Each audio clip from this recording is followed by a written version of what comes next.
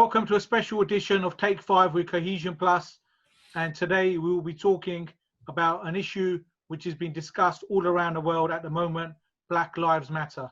And I'm joined by a special co-host. Welcome everyone, my name is Michelle Bramble and I am the chair of the North Kent Caribbean Network based in Gravesend. So the first question is, how did you feel when you saw what happened to George Floyd? I felt deflated, man. You know, there needs to be something put in place for people of colour, Black, Asian, African, where we know our kids, our families are going to be okay. Because this is unacceptable. You know, it's just really, really bad. It's just heartbreaking, really. The amount of times that I saw the video, the more it played on my head. And now I sort of remember his face like he's a relative. And it was freaking me out. And then some of the comments that I had on Facebook from my so-called friends, it just threw me, because some of their reactions and some of the stuff that they were saying, it was like I didn't know who they were. For me, it was sadness more than anger. Now, because I've been mad about this sort of thing for years, and being mad and that doesn't really get you anywhere. I just felt sad because I just thought, that shouldn't happen to anybody. All I can say, and the way I see it, and my hope and my prayer is, and what I do see happening, as I said, each generation it goes down, it gets that little bit easier. But hopefully, I think we're on the right track. It's going to take time. We're going to see. I guarantee we're going to see another atrocity. There will be something else what will happen in the future. But we just hope that it becomes less and less, and then you become shamed if you're that type of person. We've done it in the 70s, the 80s, the 90s. 2000, and now this is another, and this is a time that I think the young people, the older generations, everyone could make a real change. You can't really always change a person's mindset. Some people are going to be set in their ways, but I just hope that this outrage of George Floyd will hopefully deter even the racist officers still, or racist people, from using force like that, and will make them think about how they're going to handle a situation and their actions because of the consequences that these officers are facing over this. Have you been genuinely shocked or surprised by the reactions, either in person or on social media, by friends, family or work colleagues? I just really don't understand how it's 2020 and people still have an issue with the colour of people's skin. When I saw that video, I just filled with disgust. I was disgusted. And it was just so sad. And honestly, it brought like a tear to my eye. I was disgusted. I feel like I've seen a huge difference between the people I have on Facebook versus the people I have on Instagram. So I've been resharing Black Lives Matter. I've been sharing posts. I've been sharing links where you can donate. And as soon as I put up things on Facebook, it received a little bit of hate. Do you think people actually understand the focus of the Black Lives Matter movement?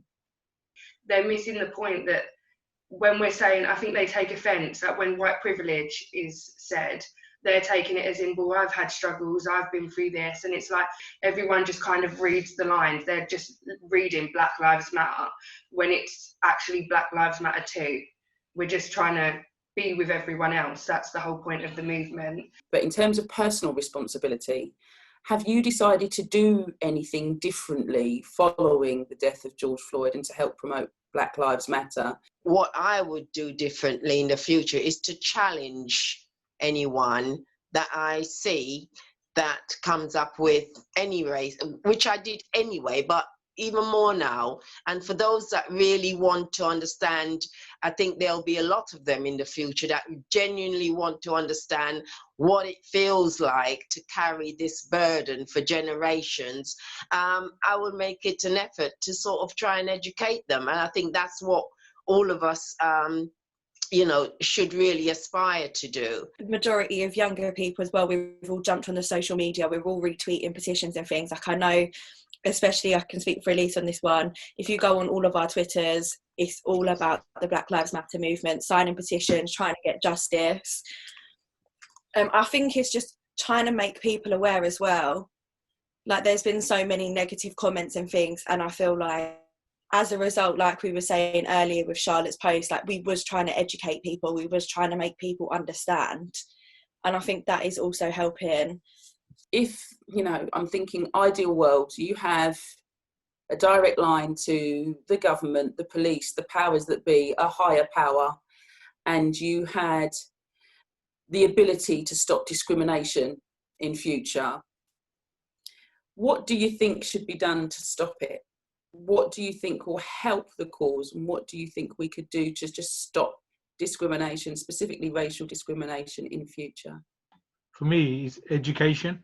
Some people seem to get their education from social media. There needs to be some real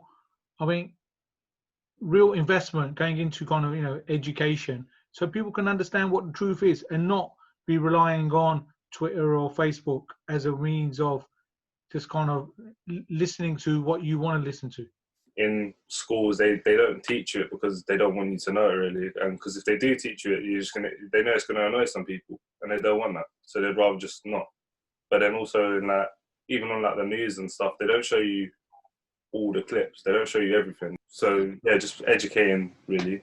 Just need people to be educated more. It is all about education, and I think it needs to start from young. I don't think it should be something that you learn at the end of primary or secondary. I think it should be something you learn as soon as you're in schools. And there should be workshops and activities to show how the other side feels. Most of you have probably seen the woman Jane Elliott, who categorised people for their eye colour, and blue and green eyes are the minority. Obviously, predominantly white people have blue and green eyes. So they then got to feel how the discrimination happens. Until you experience it yourself, I think you never understand. So I think they should do that in school. Education at the earliest possible stage. That's where because that's where you get it as a kid. I think up to 7, you really do absorb and take and understand, you know, and then it becomes the fabric of your life. We'd like to thank everyone for contributing today. Please remember, there's more that unites us than divides us, and it's very important at this moment in time that we all stick together and stand together in solidarity. Black Lives Matter.